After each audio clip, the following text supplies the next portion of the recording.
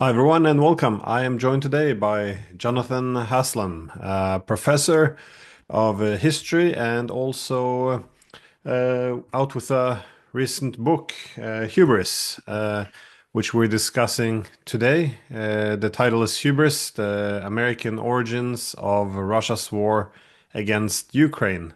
And yeah, I was a bit taken by the title. It reminded me a bit about Thomas Piketty. He was arguing that capitalism went a bit in the excesses due to hubris after the Cold War. And of course, this looks more at the European security architecture, looking also taking a important look at the role that well, I guess our side, be it the U.S. or political West, took in terms of contributing, if not provoking, this war. I was wondering if you could say something in general about why hubris was a key angle for you. Well, it's quite simple. It was the publisher's idea. Uh, the English publisher wanted me to write a book on the impact of the end of the Cold War and why it proved such a disappointment. And and that set me on my research and really seeing it concretely in terms of uh, American hubris rather than anyone else's. Um, so it gave me a chance to reflect. The research gave me a chance to reflect on the events that had taken place since the fall of the Soviet Union and how we arrived where we are now.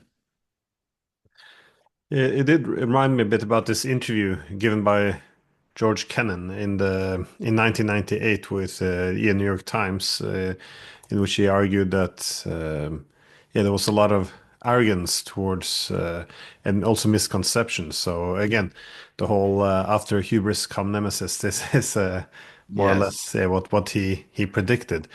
But your book, to a large extent, is organized. Well, it takes the premise that it was the failure to agree upon mutually acceptable post-Cold War European security architecture that I guess put us on the path to well the war we're currently engaged in. In other words, NATO expansion. How did this come to be? Well, it's in a way it was a product of neglect in Europe itself. So it wasn't hubris in Europe because I think certainly the German government and the French government fully understood that it would be entirely wrong and counterproductive to declare the collapse of the Soviet Union the victory of the West in the Cold War. So the Europeans were much more modest in their outlook, and also the Europeans were perhaps, I wouldn't say paralyzed, but felt inadequate in the face of the new challenges that emerged. And the new challenges obviously were the reunification of Germany, which was a mammoth task that took much more than a decade in terms of the economy, and arguably socially, it still hasn't unified. We can go into that. And the only person who had a clear mind was the German nationalist Hans Dietrich Genscher, who wasn't afraid of expressing his nationalism and not worried about what the French thought. And Genscher had the idea that we needed to redraw the architecture of Europe, the security architecture, which implied getting rid of NATO and replacing NATO, although he was careful not to be too explicit. And the Americans saw this as an enormous threat because if you read histories of the Cold War by the classic American writers, like John Gaddis is the preeminent example at Yale, they never stopped to consider whether there were other motivations for the Americans being in Europe from the late 1940s, except as a counterbalance to the Russians. Somehow the Americans didn't have any internally generated urges, passions, ideals, ambitions that they sought to pursue. And of course, this is complete nonsense. Otherwise, you wouldn't be flying Pan Am and doing nothing but buy American products from the late 40s onwards. The Marshall Plan was not entirely a generous thing. They took all the money from aid to China and aid from Latin America, put it in one pot and called it Europe. So it was and why? It was because obviously Europe, if you, as Stalin said, he who controls Europe controls the world. And the United States realized that if it was going to be the global power par excellence, it had to be in Europe. So what Genscher and people like that were suggesting alarmed George Bush 41, as against his son, George Bush 43. George Bush saw it as a menace that the Europeans would seek to elbow the United States out of Europe. And at one of the NATO meetings, as Gorbachev was giving up control of Eastern Germany, at the NATO meeting, George Bush proposed expanding NATO's role to the rest of the globe. And this caused an absolute furor. And the French, François Mitterrand, got up and exploded. We can't discuss this. You never proposed it. You know, we're not doing this. And there was a violent row. And in private, there was an even more aggressive row. And in the end, Mitterrand was invited to the White House to have lunch with the National Security Advisor, Lieutenant General Brent Scowcroft, who was a much more, he was almost plastic in his nature. You couldn't ever quite tell what he was thinking.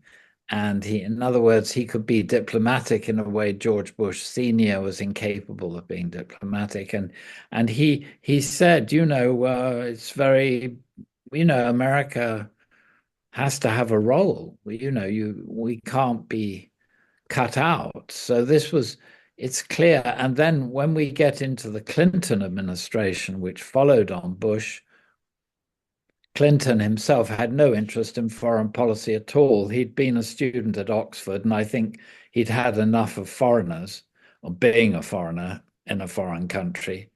Nowadays, we call foreign students international students, as though our own students aren't international. But in those days, you just called them aliens. And Clinton had been an alien in Britain, which meant the police came around to check on him every 6 months to see whether he was still there. So there was no love lost. And the same with Stephanopoulos, who was also at Oxford. This was an isolationist regime, the Clinton regime, Democrat isolationists. And they had no inclination that George Bush 41 had to restore and rebuild the United States in Europe. And at the time they were in office, they inherited the collapse of Yugoslavia, which was a product of Vatican policy pushed upon the Germans to recognize the sovereignty of Catholic Croatia. and it was an absolute disaster. It was the first example of the United Germany's foreign policy, and it was a total disaster. And I think Kohl was reluctant in this, but he realized he didn't have much room for maneuver. The Clinton administration had a civil war within the White House over Yugoslavia that went on for 2 years, and to the point where people weren't speaking to one another. Some of his advisors said this isn't any good because the Republicans were trashing them. So Clinton got to power through his Machiavellian advisor saying about the Democrats, saying about the Republicans, Bush, it's the economy, stupid. Well, the Democrats had the favor returned upon them. So after a year or two in office, the Republicans were saying, the Democrats are hopeless. They don't even have a foreign policy. So they had to invent one. And the expansion of NATO was the invention. It was a monstrous invention that had as its causes, firstly, the desperate need to have a foreign policy that was recognizable, and the lobby from Zbigniew Brzezinski and his protégés, their influence was felt. And secondly, the Visegrad group of East and Central European countries, Poland, Hungary, and Czechoslovakia, all wanted membership of NATO as a protection against a future revanchist Russia. And they, like Brzezinski, believed that, it was like sort of saying, you can't, you have to have a zoo for the Russian animals. You can't let them go roaming. Sooner or later, they'll eat you. I mean, that was their rather primitive view, and based on a great deal of history. So I think most people who didn't like the expansion of NATO, including George Kennan, who despised East Europeans generally, including Ukrainians, realized that these three countries would sooner or later gravitate towards the West in one form or another, militarily, in terms of security, given their weight and given their past. But it was, the point about it is that had Clinton already got a foreign policy, he would have never gone in that direction. It was the sort of absence of one that created this little monster in 1994. And of course, the key thing about the expansion of NATO is that with the exception of those three countries in Central Eastern Europe, no one was asked. When the plans were put forward in secret, they weren't even leaked to members of Congress and the Senate. It was all done in highest secrecy. And that's why people like George Kennan, who was in retirement in Princeton, created a furore over it, because all of a sudden in 1995, it was happening.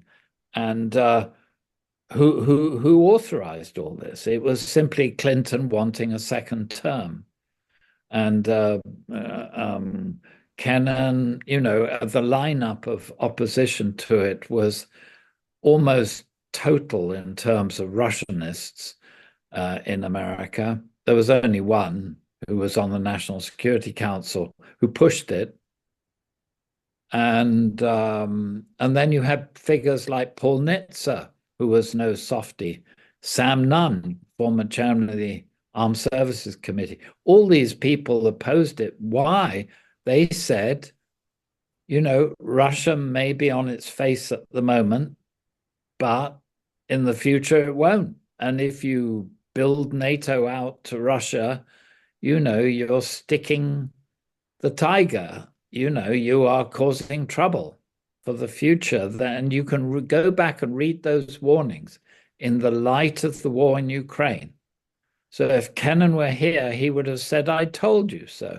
I told you what would happen. You didn't listen. And unfortunately, this was the case. They all thought they knew best. They all thought it was America's century again. And it wasn't. Well, Trump may change that, but we can argue about that one. Yeah, no, well, this is interesting with the NATO expansion because in these days, at least here in Europe, it's considered controversial to argue that NATO expansion ruined the relationship with Russia. But it's really worth going back to the 90s and yeah, go through all those debates, the Senate debates as well. Um, you know how huge the opposition, as you outlined, actually was. Indeed, even Bill Clinton back in January of '94, he was even making a comment then that NATO expansion could come at a great cost because it could redivide the continent and recreate the logic of this zero-sum Yeah. confrontation. So, given that Clinton said this, you had people like James Baker, you mentioned George Kennan, but also, of course, William Perry. And I was just wondering when, can you put a time on when this decision was made? Because, Yeah. well, I Well, spoke to Chas Freeman. He was arguing that at one point, Bill Clinton was promising Yeltsin they wouldn't expand, but at the same time, he was telling the Eastern Europeans, no, no, you know, just give it some time. So he suggests that the Clinton was simply being very dishonest about the whole thing. But did you find about what yeah. a specific Yes. timing? I mean, the week after he made the statement that you quoted, he changed his position. A week afterwards, while he was with the uh, Czech and Polish leaders, he changed within a week. And this was Madeleine Albright, the Brzezinski mafia, if you like. And when he reassured Yeltsin in the autumn of 1994, and he also reassured Chancellor Kohl. I mean, Clinton never bothered about the meaning of words. Words were like a deck of cards. You just took out whatever you needed at the time, and you put the cards back in the packet. He was probably the most dishonest politician we've seen in the United States post-war, and even more so than Nixon. And I think this cost the United States a great deal. You see that the priority was always domestic, and in domestic terms, the Clinton administration was an enormous success. I mean, the Americans thought the end of the Cold War, because of the cutback in the arms industry, etc., would mean basically a depression, like at the end of World War II. And Clinton not only brought them out of that, he snatched all of the Republican positions on welfare and the rest of it and created a new consensus in the United States. So domestically, divisions went, the economy was booming. They even had a surplus in the Social Security budget. The Allies were quiet in public. The Russians, of course, couldn't cause any trouble because they were on their knees most of the time. And it was a roaring success that obviously couldn't last because by stealing the Republicans' clothes, he created a virulent dislike of the Democrats, led by Gingrich, who was the one who got led by the nose by Clinton. He was the Speaker of the House. They were totally embittered, and on the back of that bitterness, you had the emergence of a new Republican Party that was captured by the lunatic fringe, the neoconservatives. and the United States has never healed up again. So what Clinton did at the time was enormously successful domestically and abroad, but an enormous price for those who followed him and for the country as a whole. And but obviously, if decisions to expand NATO were merely made on the basis of the national interests of some former Soviet republics and neighbors of the former Soviet Union, then, if one lived there, of course one would be in favor of it. Although the defense of a country like Estonia, where you can get in a car in St. Petersburg and be there in a couple of hours is not credible. But you can understand why these countries would want to be a part of it. But the point is that decisions were made not there. They were made in Washington, that the Russians were perilously weak when those decisions were made. Yeltsin was lied to over and over again.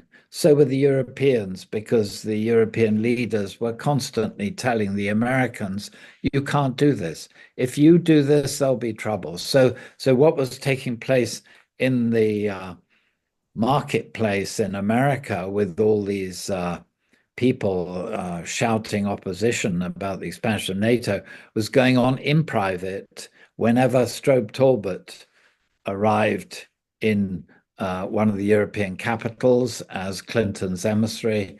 They told him in no uncertain terms that this was a disaster and there would be a price paid. But they all came together. They came together over the body of former Yugoslavia, which of course was a European disaster which required the United States to solve. So in other words, this idea that somehow after the Cold War, the Europeans could run their own foreign affairs was a completely crazy idea, because otherwise genocide would not have been taking place in southeastern Europe. And in the end, the Americans were called in to clean up. And unfortunately, the Americans do what they always do, which is, you just keep out of their way, because bombs will be dropped surgically in all sorts of directions. And the bombing of Milosevic, which can be justified on liberal moral grounds, was actually done to save NATO. And that's what the Russian ambassador to London was explicitly told. Oh, we're doing this to save NATO. Well, it wasn't authorized by the UN. It was the first time NATO had gone to war. So the Russians thought, this is what it's all about. This is what the expansion of NATO is all about. And then the treatment of Kosovo, so wrenching out of the body of Yugoslavia the medieval capital of the Slavs, Kosovo, and creating out of it an independent regime that was basically run by drug mafiosi. It was corrupt as hell, against UN resolutions. So the end of the 1990s was the destruction of any trust Moscow had in the West. And it's no accident that these are the circumstances in which the reformers in Russia were rejected by Yeltsin. And instead of reformers, he brought into power Mr. Putin. And he knew full well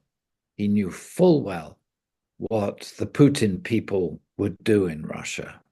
It was sort of his revenge on the West, in my view. It was après moi le déluge. And Russia at its weakest point. Things didn't have to go the way they went after that, There were other circumstances which made it worse because Tony Blair, who came to power in England in 1999, was determined to win over Putin and try and tame the tiger. And he had very good specialist advice. But unfortunately, Britain hadn't had any power since about 1945, 44. Britain couldn't make any decisions on its own, and it required United States sanction to bring the tiger into the tent. And this was blocked by Don Rumsfeld from the Pentagon. Nothing was done in the Bush 43 regime without the permission of Don Rumsfeld, and he blocked it completely. And you can date Putin's animosity towards NATO really from that moment when they were shut out in the early 2000s. It took that long for this to emerge. Well, the Yugoslav war was, it's often neglected how important this was because when NATO did its first round of expansion in March of 99. It was less than 2 weeks later that NATO then attacked Yugoslavia, that is without UN mandate, so against international law, also attacking a key strategic, well, historical partner at least of Russia. So this is, I remember back in those days, Henry Kissinger was also commenting on it that no longer could we reassure the Russians that as we were expanding NATO, that it was simply a defensive alliance because all that was kind of thrown out the window. Um, Also, yeah, before I forget, about the dishonesty of Clinton, he had a comment back in 97 as well when they agreed upon this NATO-Russia Founding Act to yeah, calm Russia down a bit about the fears of expanding NATO. And apparently the comment of Bill Clinton was that, well, something along the line, oh, let me get this straight. If we sign this deal, we promise not to station any of our troops permanently in the new member states unless we one day wake up and change our minds. And this was, yeah, Yeah. more or less the yeah the sentiment, as you said, that it's just they can just take the words back and start over again. Um, in your book, though, you do have some interesting comments on or quotes. You have the Condoleezza Rice when she yeah states, it's time to construct a new Middle East. Was back in 2006, but also with Obama and his foreign, no, his ambassador to Russia, McFaul. You described him as a bit of a, not being a Mormon, but appearing as such. But I guess the more missionary approach, because he was arguing, he was writing also as well about how the goal of America has to be to advance the democracy around the world. So all of this kind of have a common thread, though, the idea that the United States, as it now had this very dominant position after the Cold War, that it should Yeah. recreate the world in its own image. As you mentioned, not everything was just a balance of power, that these ideas were quite prevalent. Yes, it's a very I've lived in the United States on and off since the early 80s. So um I first went there in 84 under Reagan. I was there for 4 years, and then I went on subsequent sabbaticals, courtesy of my generous colleagues, and then I lived there under Trump's first administration. And I learned several things about it, subconsciously absorbing. Um, and one of the things was the way in which, young people can arrive in the United States from any country in the world. Perhaps this is no longer true of Muslims, but it used to be true. From any country in the world, they'd go to school, and within a week, they were saying the prayer of allegiance. They were talking American. They were eating American. They were thinking American. So this this amazingly absorptive capacity of the United States as it used to be. I don't think it's quite like that now, but as it used to be, gave them this peculiar sense that somehow they had something unique to offer the world, quite apart from hamburgers and baseball. They had this sort of spiritual superiority, this ability to unify, to make whole separate and distinctive parts. And so for them, Europe was really irritating because how much time did they need after World War II to get together and become organic unity? And of course, it's a crazy idea of the Germans and the French in Europe that somehow they can do that, as though it's a sort of recipe with all these bits and pieces in it, and provided it goes in the oven at a particular temperature, it will come out as, you know, a loaf of bread or something like that. And of course, Europe's not like that because Europeans have been killing one another for centuries. And the Americans, when they kill one another, they wipe them out. The Red Indians, they just wipe them out. Whereas in Europe, everybody somehow survived all of this. So there's this sort of incompatible mindset between Americans of that period, and I think it's changing, and the Europeans of that period. And so you can imagine if the Americans don't understand Europeans and the European experience, how can they be expected to understand the Russian experience? This is really, it's too far away. There are very, very few Americans except emigres who really understood the Russian experience. And that's why Mike McFaul, who is the most pleasant person you can imagine, who went as ambassador to Moscow, just got up the nose of Putin without even realizing it. But because the Americans were telling them what to do, the notorious USAID programs, which are now being abolished, which were a surreptitious form of CIA. Mike didn't seem to realize that thrusting this down the throats of the Russians under Putin would cause problems. So this is why this hubris had a particular quality to it of not just arrogance and the rest of it. It was a deep-seated ignorance underlay it, a deep-seated insensitivity, which still continues because how many people, a lot of people have bought my book, but how many people in power, how many people in the mainstream media in the United States, how many people on the Hill and in Congress, now will they admit that this was due to them? What the mess we have. Okay, Putin, yes, of course, but it took him 20 years, 20 years to avenge this process. It took him 20 years. It took him 20 years to establish a dictatorship where no one would cross him. And then he could do what he wanted to do. He has done it, and I think he has totally failed.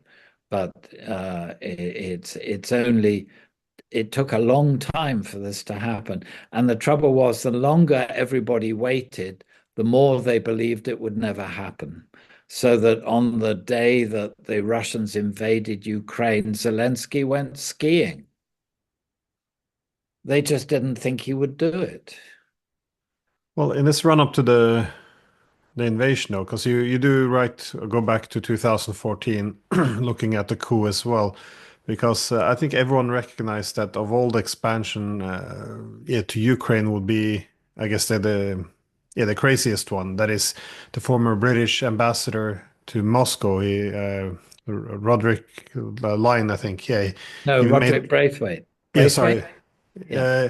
Yeah, he made the comment that this would be this is the best way to start a war with Russia if you would want to try to bring in Ukraine. So, how do you see the developments going during the coup, the kind of involvement? Because you mentioned the USAID, but you also write about this the use of the NGOs such as National Endowment for Democracy. What role did they have in uh, toppling the government and bringing it, I guess, into the Western orbit? Yeah, sorry, I contradicted you. You're right. It was Rod Line who It made was that okay. Yeah. statement. Yeah, it was Rod Line. Um, yeah, this is a very curious thing because it came about under the Obama administration. And Obama was an incredible, as we now see him, and his wife can tell us all about, incredibly arrogant man and an incredibly ignorant one. And he allowed, he basically had a hands-off approach and allowed those under him in the deep state to run their own operations. And when you see what happened when um, the I would say it was an administration of Ukraine, which, like all previous administrations of Ukraine, was deeply corrupt, had come to power by the wrong means. It had no sense of direction. It just knew that it didn't want to be totally suffocated by the Russians. On the other hand, the EU was offering, associate membership. Mind you, Turkey has had associate membership of the EU since 1964. So being offered associate membership is, you know, not necessarily a happy moment. And the trouble was the terms they offered were like IMF terms to a third world country. In other words, the terms of the EU acceptance would have meant that the bureaucrats in Brussels came in and literally took over the country and straightened it out from top to bottom to fit EU, which meant German and French requirements. So there was internal opposition, but the main opposition came from Putin. And Putin basically said, if you do this, you're finished.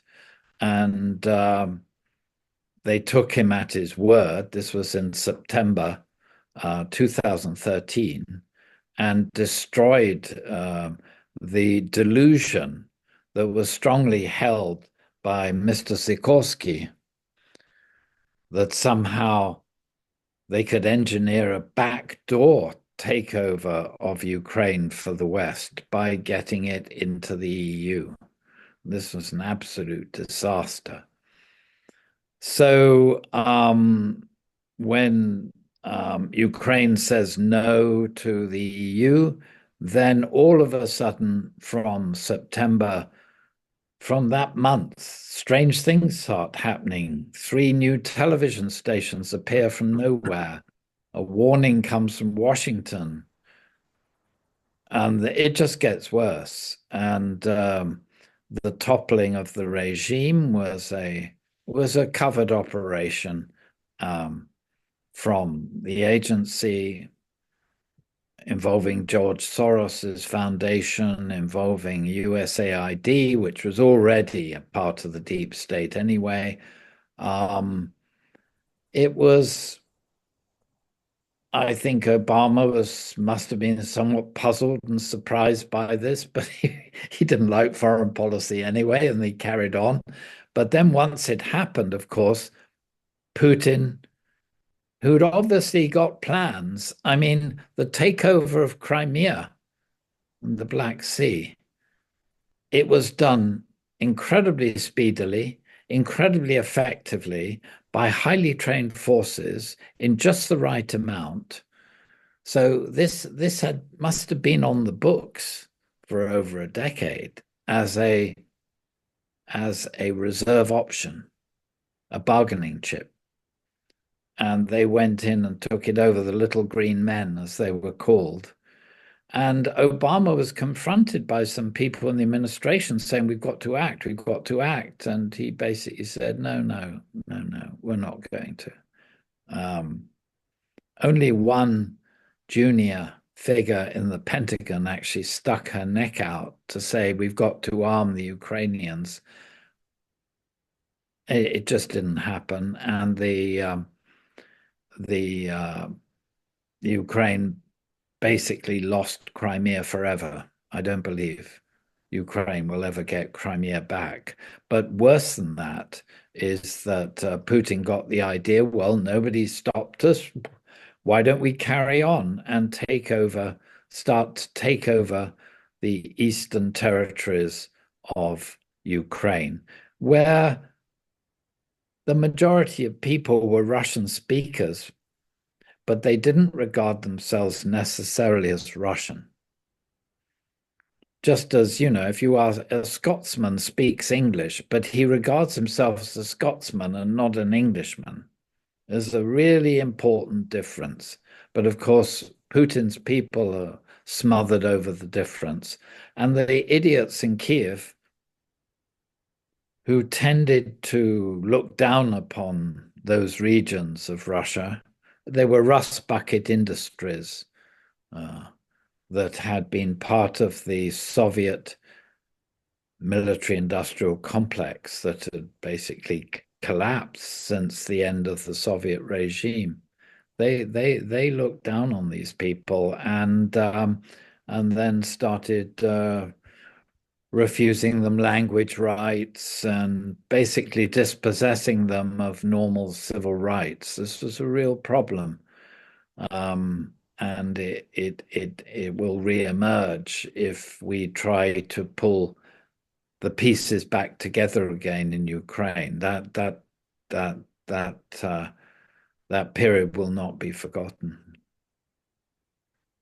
No, I think this went between 2014 and 2022. The treatment of the people in Donbass, it wasn't reported well. Well, interestingly, in the beginning of 2014, there was a lot of media reports from CNN, Guardian, but after from 2015, it all kind of disappeared out of the headlines, and all of those disgruntled people out of Donbass suddenly just became pro-Russian secessionists, so they all kind of got their agencies stripped off, I guess.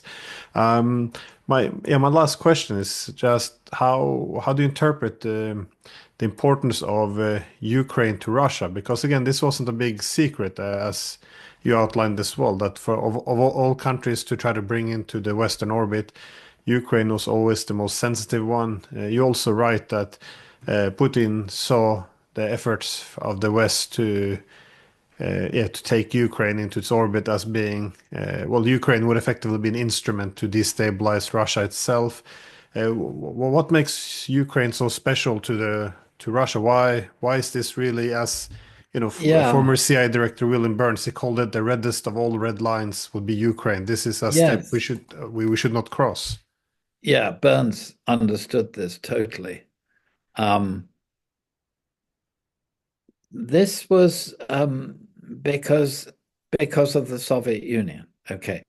So had we moved from the Tsarist Empire, which was a catastrophically incompetent and badly run, massive empire, if you'd moved from that to where we are today, you wouldn't have had this.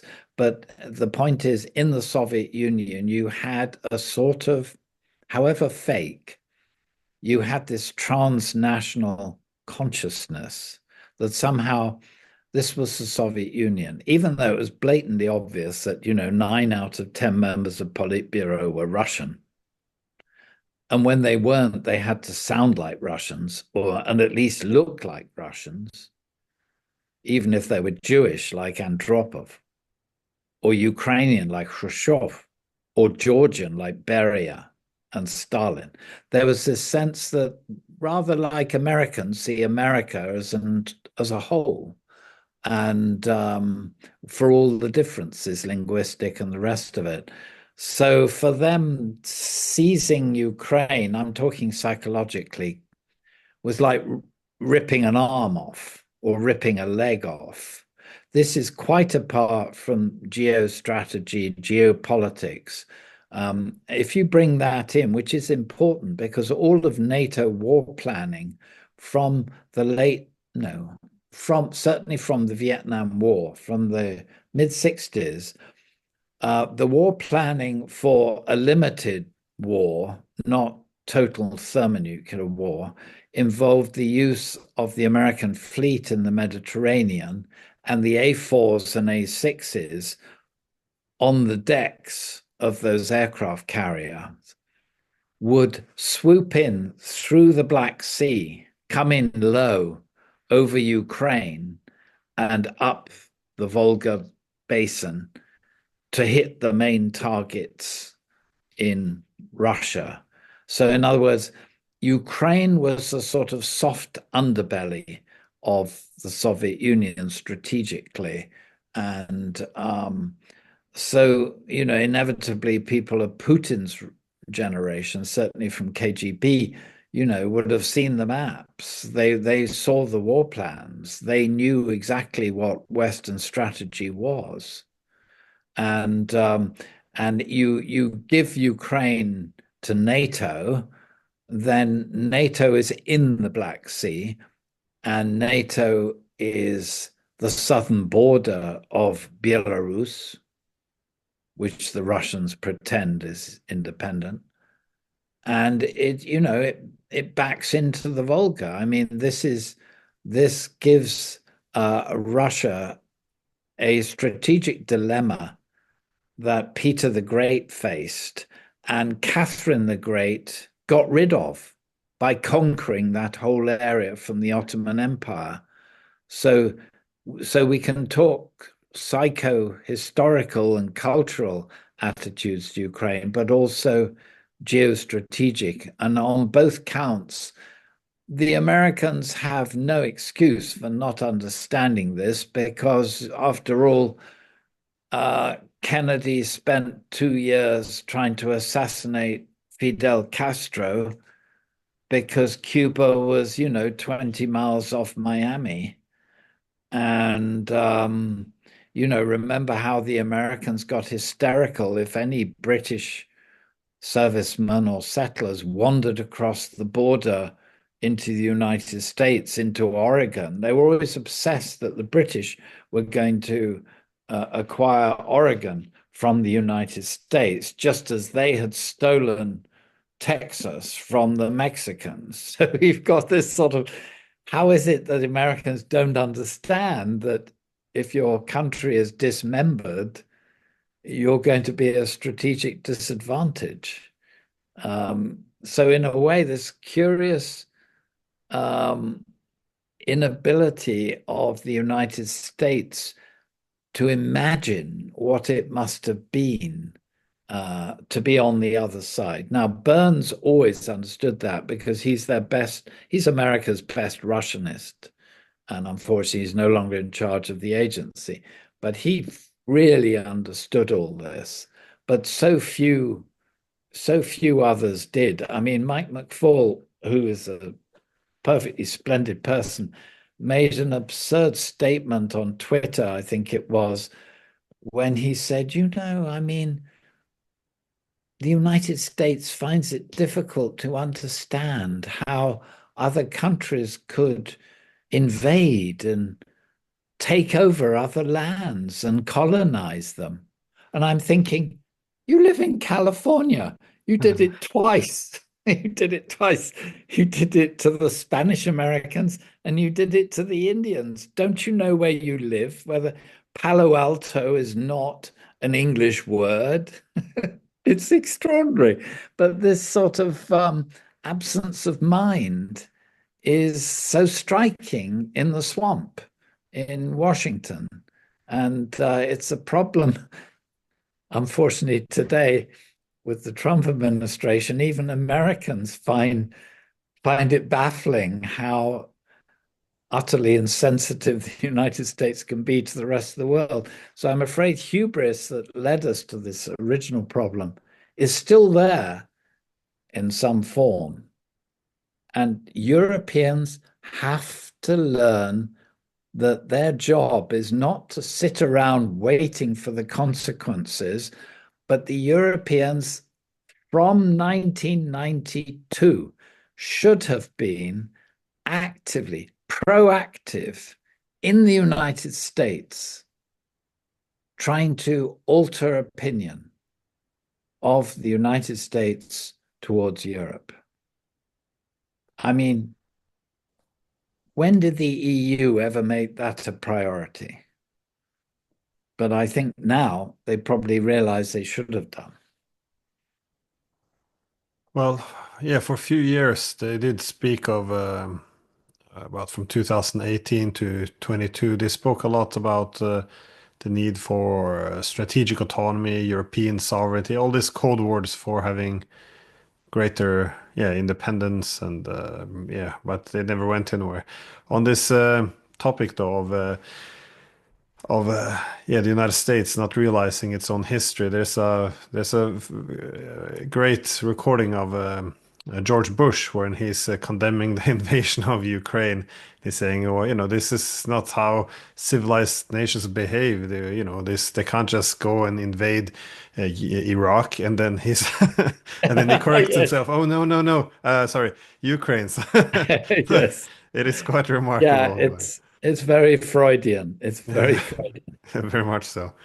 Uh, Unfortunately, Freud's influence never got much further from Central Europe. well, Professor Haslam, thank you so much for your time. I appreciate it. And for Okay, anyone watching, I will leave all the details to this book in the description. And yeah, I can't recommend it enough. So thank you again. you're very kind. Thank you very much.